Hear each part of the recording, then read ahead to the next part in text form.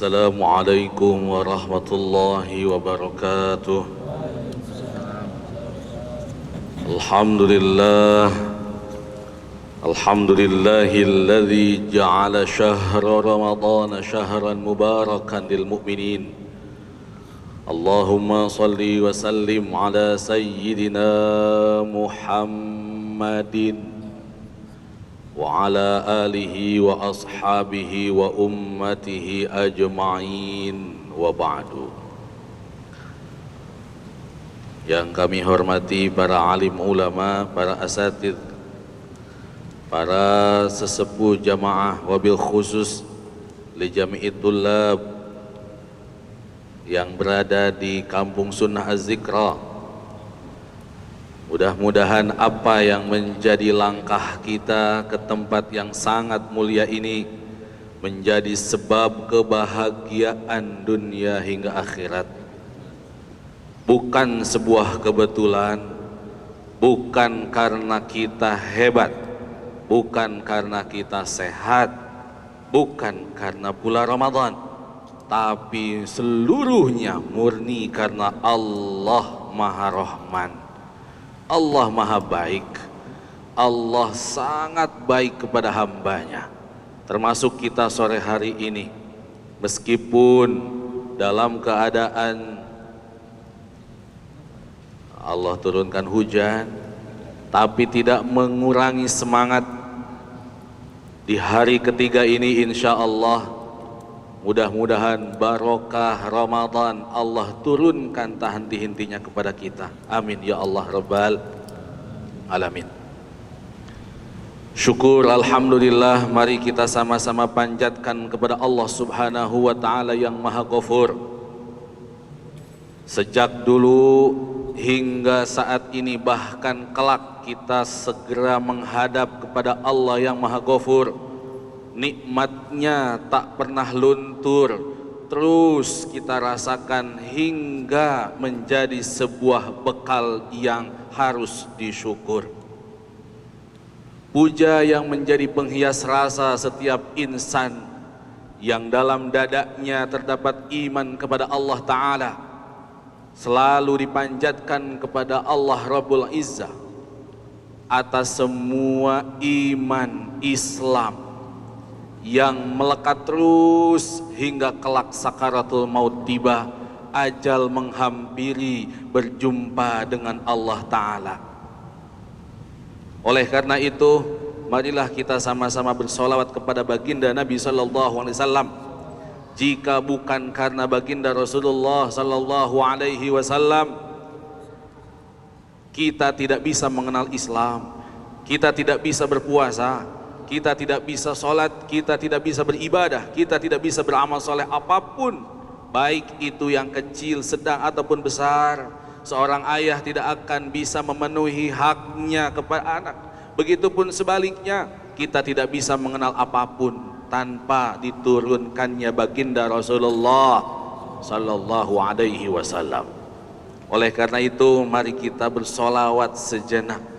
Salatullahi wassalam ala man uhiyal Qur'an. Salatullahi wassalam ala man uhiyal Qur'an wa ahli baitihil kiram wa sahbihi dhawil Qur'an wa ahli baitihil kiram wa sahbihi dhawil Qur'an. Salatullah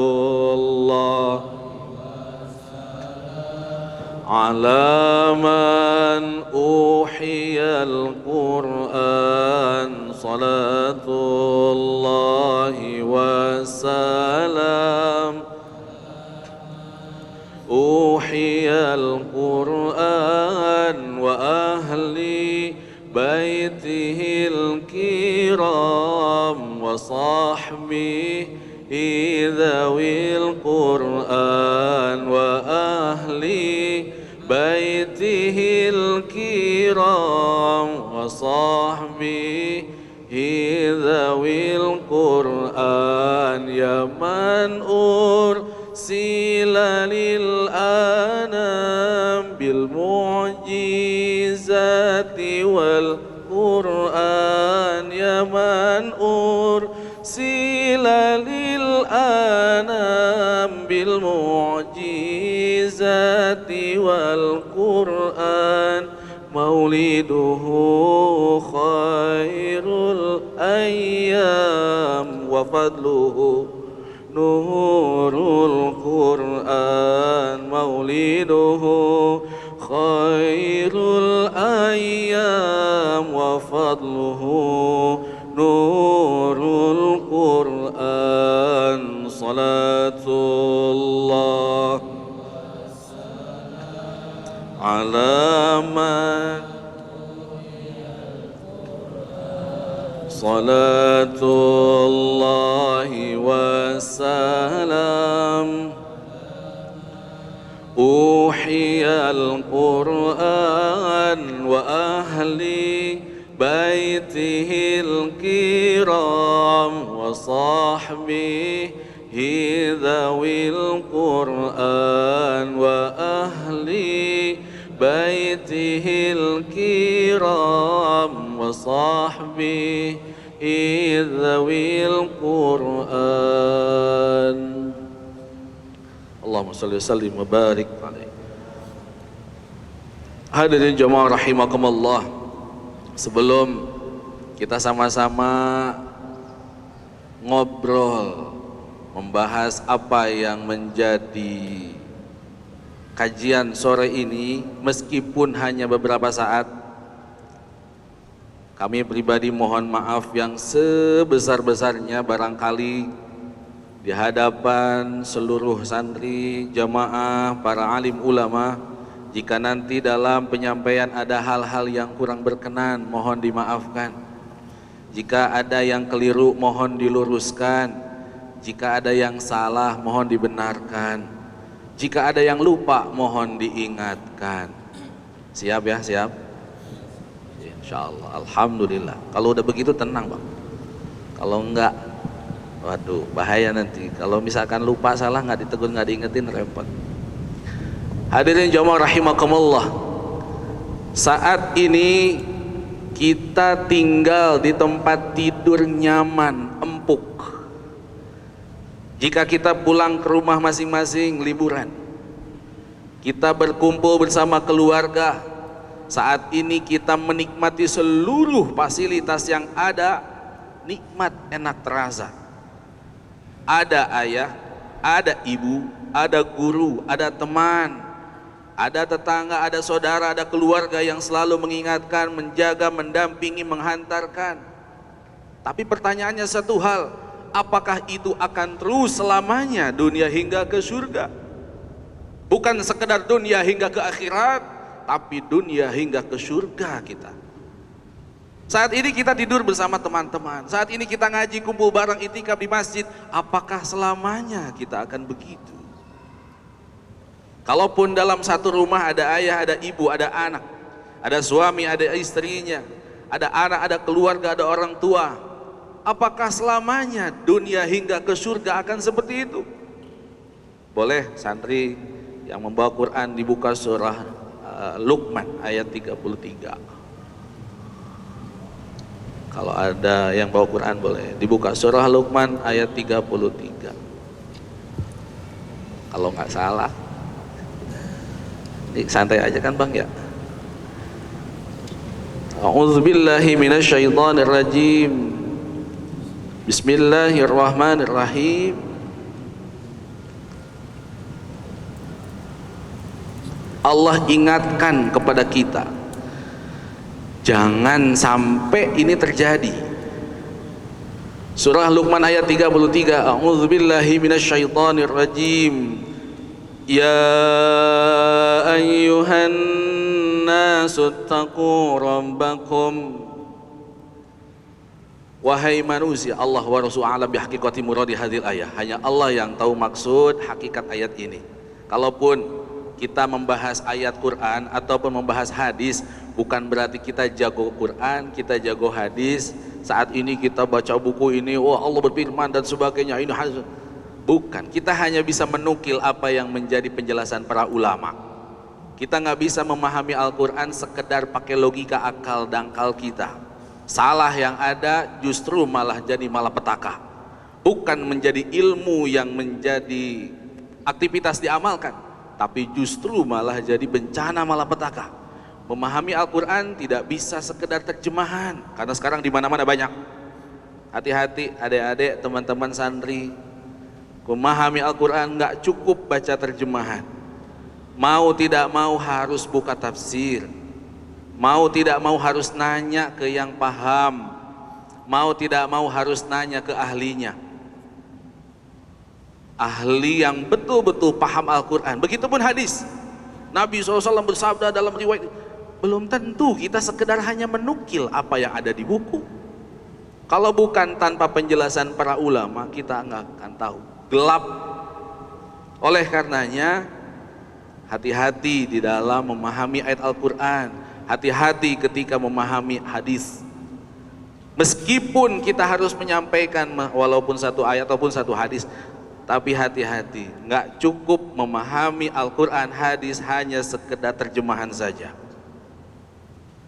Kami ajak buat teman-teman santri semua, jangan cukup hanya sekedar menghafal Al-Quran. Menghafal Al-Quran, lanjut terus, harus agar lidah kita terus berzikir kepada Allah, salah satunya dengan Al-Quran.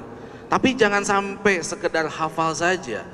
Jangan sampai seperti anak kecil, apa ini rambutan, ini apa, paya, ini apa, pisang, ini apa, jengkol, ini apa, duren, ini apa, semangka, ini. Apa manfaat pisang, apa manfaat paya, apa manfaat pisang, semuanya apa, manfaat rambutan apa, nggak tahu.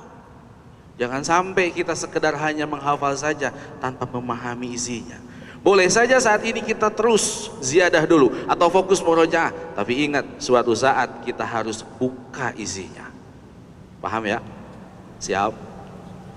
Dimanapun yang bisa dipercaya, dimanapun tempat yang bisa menghantarkan kita, tapi memang bertahap, nggak bisa sekaligus, pelan-pelan. Allah wa Rasul alam bihaqiqati muradi hadhil ayah. Dalam surah Luqman ayat 33 Allah ingatkan, ya ayyuhan nasu taqu rabbakum. Wahai manusia, ada hak tanbih yang merupakan peringatan. Jadi kalau dalam ayat Al-Quran, ya ayyuha, biasanya kalau ya itu panggilan jauh, hei sini, ya ayyuha. Hak tanbih dekat sini, perhatiin. Jadi apapun ayat Al-Quran yang diawali ya ayyuha, berarti kita yang diajak bicara oleh Allah. Maksudnya apa ayat ini? Apa yang Allah mau ajak bicara kepada kita? Ya ayyuhal nas, wahai manusia, ittaqu rabbakum. Takwa kita memahami dua, ada bermakna menjaga diri, celaka dunia akhirat. Bagaimana caranya supaya aman, tidak celaka dunia akhirat? Imtisalu awamirihi wajtinabu nawahihi, laksanakan perintah, jauhi larangan. Makna takwa pertama. Makna takwa lainnya takut kepada Allah. Wattaqu, takutlah. Takut Allah murka, takut siksaan Allah jika kita melanggar, takut Allah menjauh. Ilmu yang dipelajari tidak diamalkan, bukan semakin dekat kepada Allah, bahkan semakin jauh. Takwa, ittaqu rabbakum, bertakwalah kalian semua kepada Allah, takutlah kalian semua kepada Allah. Wakhshaw yauman. Dalam Al-Quran takut ada dua, teman-teman. Ada khasya yakhsha khasyatan, takut kepada Allah tapi semakin mendekat. Biasanya kalau kita misalkan berbuat salah, takut dipanggil ayah bunda, dipanggil nak, dipanggil ayah, nggak mau, takut. Dipanggil ustaz, nggak, menjauh. Kalau khosyia yakhsha, takut kepada Allah tapi semakin mendekat. Makanya salah satu ciri ulama itu apa? Innama yakhshallaha min ibadihil ulama. ulama yang divonis betul ulama menurut Allah adalah yang memiliki sifat khasyah, takut kepada Allah, takut ngomong, takut jika berbuat begini salah, takut jika ini ada faktor tertentu, takut jika bersikap, takut banyak hal. Makna takut yang kedua khauf. Khauf biasanya kita takut dan menjauh, menghindar, takut disangsi, takut nggak punya uang, takut meninggal, takut bangkrut usaha, takut gagal. Rencana kita lulus SMA, aliyah mau lanjut ke perguruan yang lebih tinggi, takut nggak diterima, nggak lulus, khauf. Biasa konteksnya berbeda, kondisinya berbeda. Di ayat ini wakhsyau yauman, takutlah kalian pada satu hari. Bukan berarti kita harus menjauh, karena kita pasti akan mendatangi hari itu. Yauman, suatu hari yang akan kita datangi. Apa kata Allah? Wakhsyau yauman, takutlah engkau kepada satu hari la yajzi walidun aw waladih wala maulud wajazin aw walidihi syai'a. Ayah nggak bisa nolongin anak, ibu nggak bisa nolongin anak, anak nggak bisa nolongin bapak ibunya. Bapak ibunya di dunia tahan hentinya membiayai anaknya tinggal di pesantren sampai anaknya menjadi hafiz Al-Quran. Tapi apakah nanti kelak di akhirat anaknya bisa menyelamatkan ayah bundanya? Wattaqu yauman, takutlah engkau kepada suatu hari nanti ayah nggak bisa nolong anak, anak nggak bisa nolong ayahnya. Bahkan jika diurai dalam Al-Quran, anak itu ada 6, jelek 5, bagus 1. Yang jelek berapa? 5, yang bagus 1. Yang paling parahnya musuh. Musuh, aduan lakum, bahasanya begitu. Status anak Al-Quran yang pertama, musuh bagi ayah bundanya. Nggak sedikit kalian kalau sudah gede, mungkin bapak-bapak jamaah rahimakumullah sering dengar berita anak membunuh bapaknya, naudzubillahi min dzalik. Anak berani ngebentak bapak ibunya, anak berani membangkang perintah bapak ibunya. Musuh. Di dunia sering berantem, apalagi nanti di akhirat. Boleh jadi ketika ayahnya masuk surga, anaknya ke neraka, anaknya mendakwa, minta pertanggungjawaban. Ya Rob, aku di dunia, selama di dunia tidak sholat, bukan karena aku tidak mau, tapi ayahku cuek, ayahku membiarkan. Musuh. Karena ayah ibunya udah bodo amat, anak nggak bisa diatur, bodo amat. Anak adalah titipan dari Allah. Sedangkan amanah itu 2, ada titipan sekedar pakai, ada titipan yang memang murni bisa kita miliki. Status anak yang kedua dalam Al-Quran, pertama musuh, yang kedua dalam Al-Quran adalah fitnah bagi ayah ibunya. Fitnah, ujian, bikin kesel bapak ibunya. Dikit-dikit ditelepon, Pak maaf bisa datang ke pesantren, ada apa ya? Aduh, ada sedikit yang harus dibicarakan, ini anaknya ada sedikit persoalan dengan teman-temannya. Dipanggil lagi, fitnah. Nak, apa lagi yang harus saya lakukan buat kamu, nak? Uang jajan ayah kasih, kamu minta ini ayah kasih, kamu minta pindah sekolah ayah kasih, kamu mau ini ayah kasih. Kapan kamu mau berubah? Fitnah untuk ayah ibunya. Maka jamaah rahimakumullah, ketika seorang ayah ibu diuji oleh anak, hakikatnya Allah yang menguji, tapi perantara ujiannya dari anak, anak ngeselin, nyebelin. Hati-hati selaku ayah ibu, ketika memuncak kekesalan itu, nih suatu saat kan kalian jadi bapak-bapak, toh? Betul tidak? Suatu saat jadi bapak nggak nih? Mau toh? Barangkali saat ini saja belum kepikiran, tapi suatu saat teman-teman ini jadi bapak-bapak, punya anak. Ketika anak bikin kesel, nyebelin, ngeselin, tahan nafas, tunduk, minta kepada Allah. Ya Rob, solehkan dia. Ya Rob, pintarkan dia. Ya Rob, jadikan dia imam Masjidil Haram. Gitu. Jangan dasar bocah goblok, dasar ucapan-ucapan yang nggak pantas. Hati-hati, gara-gara ucapan sembarangan, betul anaknya jadi error. Hadirin jamaah rahimakumullah, fitnah. Anak dalam Al-Quran nomor 2 adalah fitnah. Yang ketiga, perhiasan dunia. Perhiasan dunia. Dia pintar, dia cantik, dia ganteng, dia berprestasi, dia dapat beasiswa, dia begini, dia begitu. Wah, luar biasa. Semuanya hanya sekedar perhiasan dunia. Yang keempat, kebanggaan ayah ibunya. Nggak sedikit ketika bertemu ibu-ibu ketemu dengan ibu-ibu yang lain, teman-teman. Di mana anaknya sekarang? Oh, anak saya mondok di pesantren Quran. Udah berapa juz? Oh, alhamdulillah tuh udah 30 juz anak saya.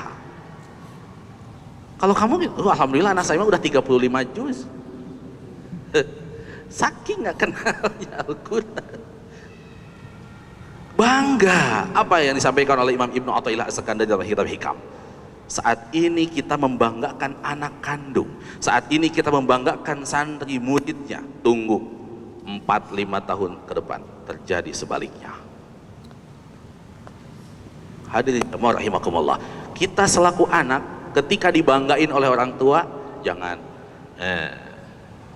nggak usah senang.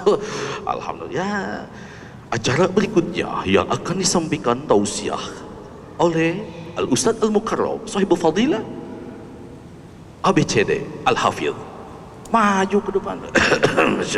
Misalkan, hati-hati, sebaliknya ada rasa bangga. Anak saya lihat tampil, adik saya, kakak saya. Suatu saat dia akan sebaliknya, bangga. Kenapa akan sebaliknya? Dia lupa siapa yang bikin anaknya bisa begitu. Dia lupa, bukan karena kecerdasan bapak ibunya, bukan karena kehebatan dirinya, tapi Allah memudahkan semuanya sehingga bisa. Maka orang tua kita sering mengingatkan, seperti padi, semakin menguning semakin nunduk, semakin alim semakin nunduk, semakin bertambah ilmu semakin bertambah kebodohan dia, bukan semakin tambah ilmu semakin bangga dia. Semakin lancar hafalan bukan semakin hebat, tapi semakin tunduk kepada Allah, tunduk kepada makhluk. Aku nggak ada apa-apanya. Hadirin jamaah rahimakumullah, maaf, hati-hati, kan kita nggak mau gagal toh. Bertahun-tahun kita di pesantren karena orang tua di rumah ngebangga-banggain, akhirnya kita jadi sebaliknya. Ilmu selama di pondok bagaimana bisa diamalkan? Naudzubillah. Oleh karena itu hati-hati ketika dibanggakan, umpama nanti di saat lebaran bertemu kumpul dan sebagainya, kalian sampaikan orang tua, iya nih alhamdulillah doain ya anak saya bla bla bla bla bla. Dalam hati kita, alhamdulillah, kembalikan semua kebaikan itu kepada Allah. Terus nggak cukup alhamdulillah, ucapkan juga astagfirullah. Apakah setan diam?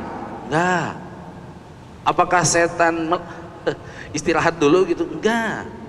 Terus akan menggoda, terus akan menggoda. Musuh, fitnah, kebanggaan, perhiasan, kebanggaan. Yang kelima, anak dalam Al-Quran. Ini yang mencelakakan semua ini.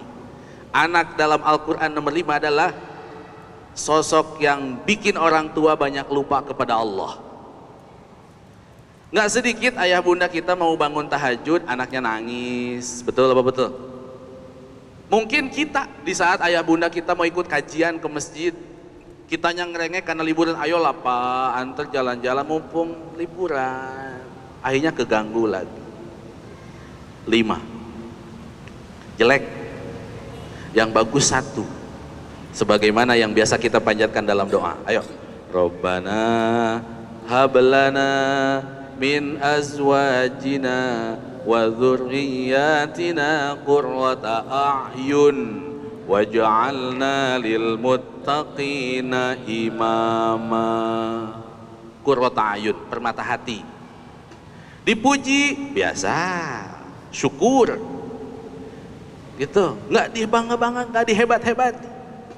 Karena ganteng, wah, karena cantik, wah, enggak, biasa saja. Seluruhnya Allah yang ngasih. Makanya dalam surah Waqiah itu teguran Allah tuh dahsyat kepada orang-orang yang dhalin dan mukadzibin. Di akhirat itu ditanya, yang menciptakan air siapa? Ente. Yang nyiptain kebun usahamu maju siapa? Ente.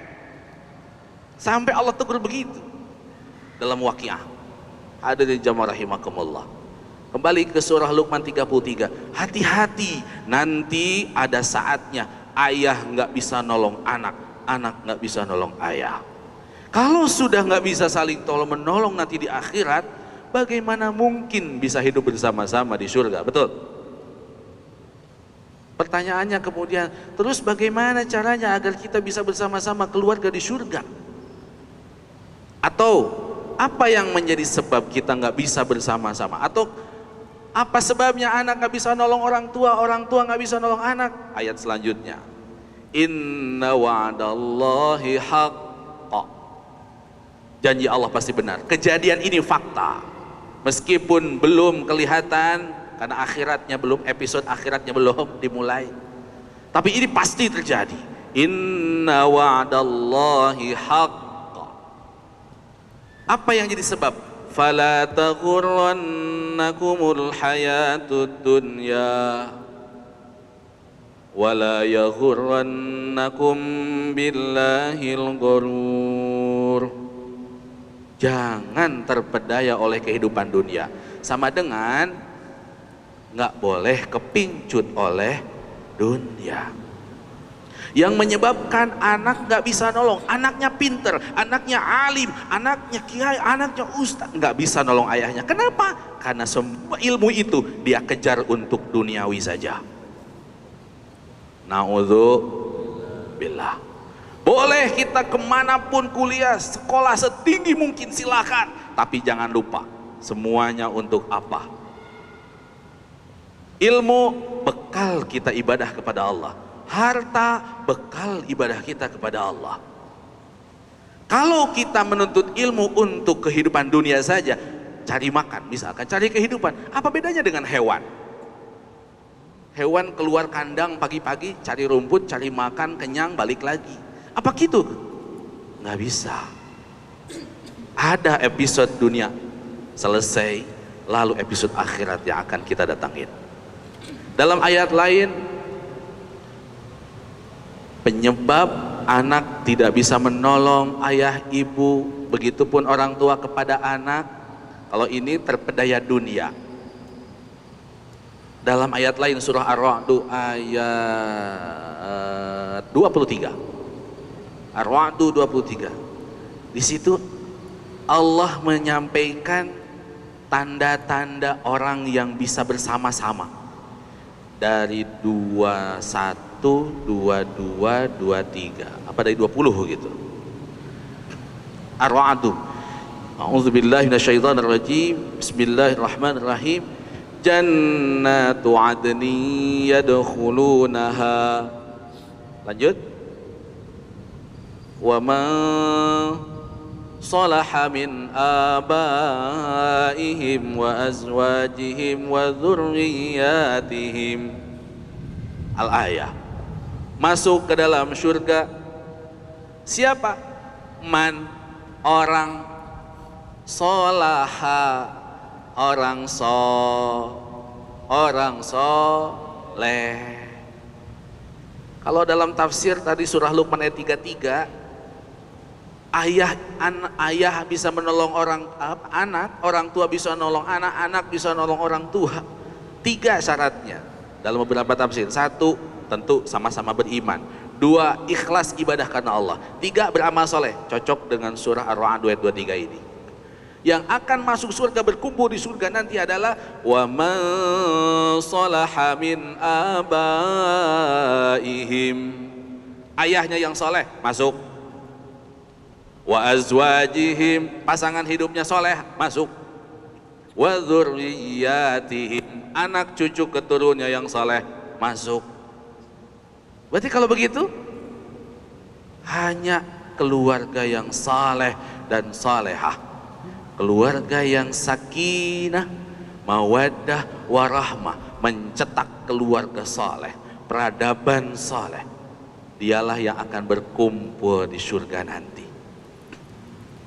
Masih ingat dengan surah apa? Yang menerima buku amal dari sebelah kanan? Fa amma man utiya, ayo. Fa amma man utiya kitabahu bi yaminihi fasawfa yuhasabu hisaban yasira wa yanqalibu ila ahlihi masrura. Orang yang menerima buku amal pakai tangan kanan, dihisabnya mudah, bahkan ada yang bebas hisab, kembali ke surga kumpul bersama keluarga. Wa yanqalibu ila ahlihi masrura. Dia bertemu, berjumpa, kembali kumpul bersama keluarganya dalam keadaan bahagia. Siapa? Keluarga yang saleh. Siapa? Anak yang saleh. Siapa? Orang tua yang saleh. Lalu ciri-ciri soleh apa? Nah, di Ar-Ra'd sebelumnya 22, 21, 20. Di antaranya saja, ketika kita masuk ke alam dunia, mulai balik kita terus mengucapkan asyhadu alla, ayo, asyhadu alla ilaha illallah wa asyhadu anna Muhammadar Rasulullah. Kalau lidah kita asyhadu alla ilaha illallah wa asyhadu anna Muhammadar Rasulullah, berarti ayo lakukan apa yang menjadi perintah Allah.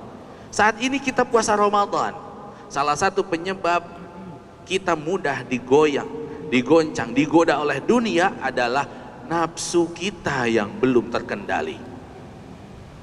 Puasa kita tahu bukan untuk menghilangkan hawa nafsu, tapi untuk mengendalikan hawa nafsu.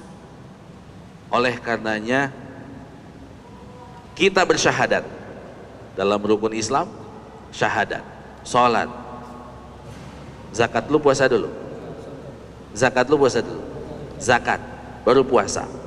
Urutan puasa ketiga, apa hubungannya dengan yang tiga? Syahadat, sholat, zakat. Syahadat, aku bersaksi. Syahadat, syahidah, yashhadu itu kan kayak kita nonton bola. Mata nonton, pikiran nonton, perasaan ikut, badan juga ikut. Gol! Syahadah yashhadu, syahidah yashhadu. Itu nonton. Nah sekarang asyhadu alla ilaha illallah, aku bersaksi tidak ada Tuhan yang wajib disembah kecuali Allah. Kapan ngelihat pakai mata?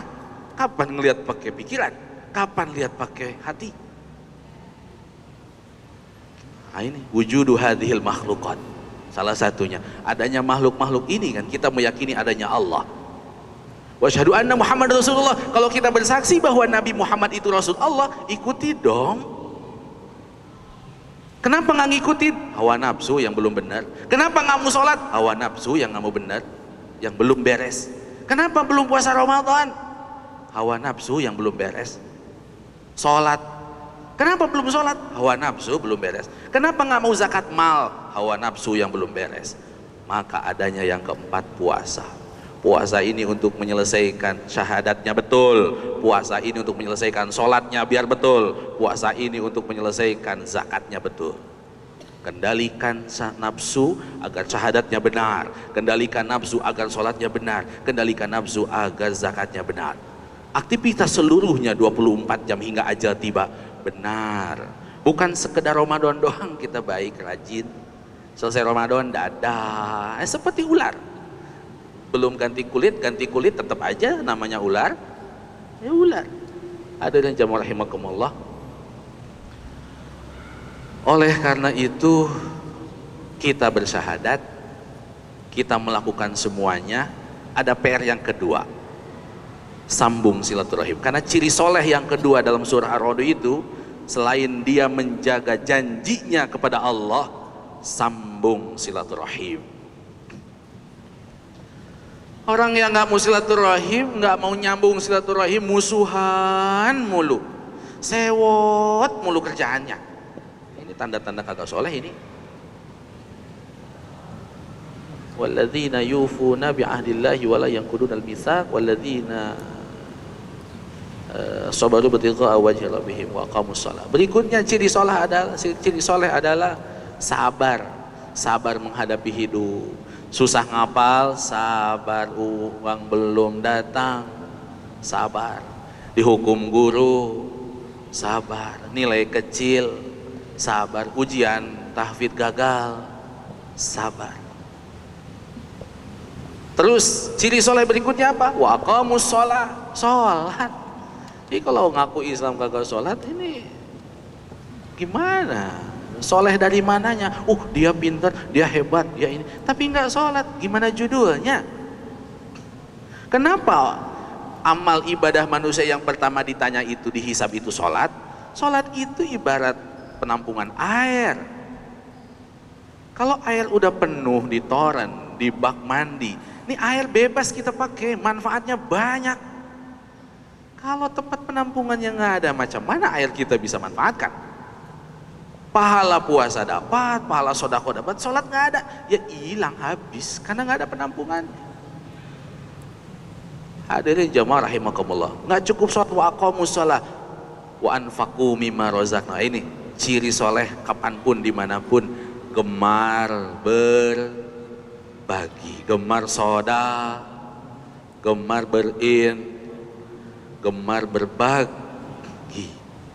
Bukan makan di kamar sendirian, yang lain jamaah, yang lain zikir, dia izin ke kamar mandi, dia izin ke kamar makan sendirian depan lemari. Itu hati-hati, itu ajak yang begitu. Hadirin jamaah rahimakumullah, barangkali kajian sore ini yang entah apa judulnya, mau ciri anak soleh terserah, mau status anak di Quran terserah, apapun itu, yang jelas mudah-mudahan dengan barokah Ramadan kita dan keluarga bisa kumpul sejak dunia hingga di surga. Allah bimbing kita, Allah tolong kita agar bisa beribadah terbaik di bulan Ramadan, sehingga di hari-hari biasa pun bisa melakukan ibadah terbaik. Bijahid Nabi Muhammadin sallallahu alaihi wasallam. Al-Fatihah. A'udzubillahi minasyaitonirrajim. Bismillahirrahmanirrahim. Alhamdulillahi rabbil alamin, arrahmanir rahim, maliki yaumiddin. Iyyaka na'budu wa iyyaka nasta'in. Ihdinas siratal mustaqim. Siratal ladzina an'amta 'alaihim ghairil maghdubi 'alaihim waladdallin. Amin. Bismillahirrahmanirrahim. Alhamdulillahirabbil alamin. Hamdan katsiran thayyiban mubarakan fi. Assalatu wassalamu bi adadi ma fi ilmillahi 'alaika wa 'ala alika ya sayyidi ya Rasulullah. Aghithna aghithna aghithna sari'an bi izzatillah. Assalatu wassalamu bi adadi ma fi ilmillahi 'alaika wa 'ala alika ya sayyidina ya Rasulullah. Aghithna aghithna aghithna sari'an bi izzatillah. Rabbana zalamna anfusana wa illam taghfir lana wa tarhamna lanakunanna minal khasirin. Rabbana hab lana min azwajina wa dhurriyyatina qurrata a'yun waj'alna lil muttaqina imama. Rabbana atina fid dunya hasanah wa fil akhirati hasanah wa qina adzabannar. La ilaha illa anta subhanaka inna kunna minadh dhalimin. Sallallahu alaihi wasallam Muhammad wa alihi wasallam. Alhamdulillahirabbil alamin.